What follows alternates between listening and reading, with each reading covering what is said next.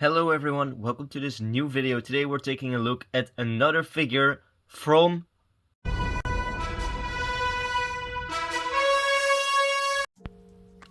That's right, another figure from the Invincible universe. Today we have Oliver right here. Of course, the kid of Omni-Man and I think a Fraxon. One of those bug people from Season 2. Of course, who better to join Mark than his little brother, I think it was like Kid Omni-Man or something like that he calls himself, Oliver Grayson. So let's first get to the scale and to the comparison, because we of course already have my Mark. Let me just put him like that, put him as straight as possible. Then take little Oliver, who's of course supposed to be way shorter, and I think I nailed it pretty well. Skill wise, they're about the right size and the correct size they are in the show. I know Oliver grows super fast, that's like a part of the story, and I'm not 100% sure if I got his height correctly. He might even be smaller, but it's very weird because at the start of the season he was way shorter. It was more like, if we put it in perspective, more like this height. And of course I just put the figure in front more, but I'm pretty sure at the end of season 3 it's more like this.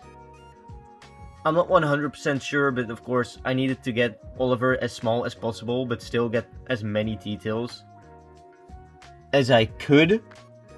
Let's get Invincible out of the way and take a look at those details. For the face, I was struggling with this.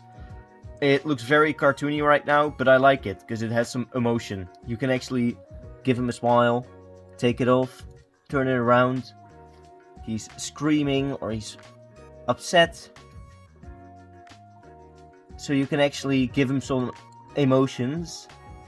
And that's what I like. For his face, I just put some transparent tiles down for like his goggles, sort of. In the show, he has a very weird mask, which is very difficult to capture in Lego form. You see like some hair detail. Yeah, overall I'm pretty satisfied with the face, but what I like most is the symbol. Came out very nice. There is no way I could have done this any smaller in Lego form without using like custom stickers or anything. So this is probably the best I'm gonna get this. That's why he is at this scale. If you look at Oliver though, if you search him up, of course I searched up Oliver for reference.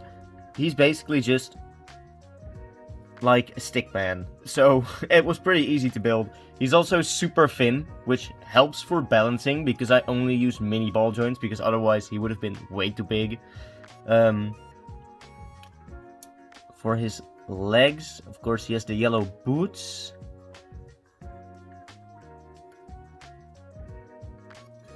And his arms, sleeves. For his hands, he does not have any posable fingers, so he just really has these fists who are like always clenched, but you can get some nice poses. Like, that's pretty cool. Yeah, you don't really need any other hands for Oliver, if I have to be honest. You have enough posability to get what you want. With posing, talking about articulation, of course, you already saw it, his head rotates fully. Yeah, he has a torso swivel, so he can move around. He does not have an ab crunch, like Mark does. Mini ball joint here. Mini ball joint here. Same over here. It's very standard articulation-wise. It's nothing too special. But he has all the articulation you would want. His legs are the most flimsy because they're also mini ball joints.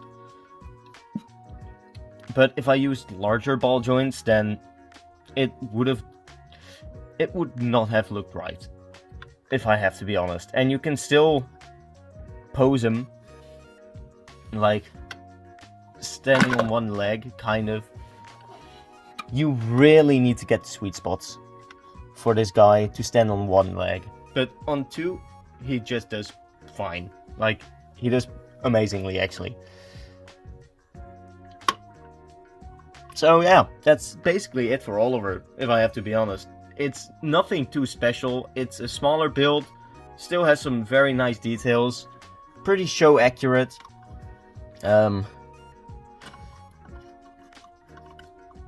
Yeah, you can get him in some nice poses, like, that's cool. Have him fighting some villains, having get slapped around by Conquest. You can pose him like he's flying, like so. He's flying towards the screen. That's cool. Yeah, you can basically get all the poses you want out of him. Let's try again. Can I balance him on one leg? Yes. Just like I said, you really have to find the sweet spots with Oliver. But when you get those spots, he does fine. If we compare him to like different figures from Lego, I have the Iron Man right here. So you can see he is way smaller. You can see it in the arms, the legs, the torso. Everything except the head is like way smaller. I used to have a different head on him, a smaller head, but it looked just wrong. It looked straight up wrong. He looked like a monkey, I'm just gonna say it. He looked like a monkey, so I just had to change the face. I really had to. It was a necessary change. I am very happy I did so. He has way more emotion. He actually looks like a person. So like, if we put him next to Mark, that just looks way better. Let me pull back the camera. And let me get him in like a nice pose together. Yes, so I got them in a nice pose together. Looks pretty nice, pretty okay. But yeah. Final verdict.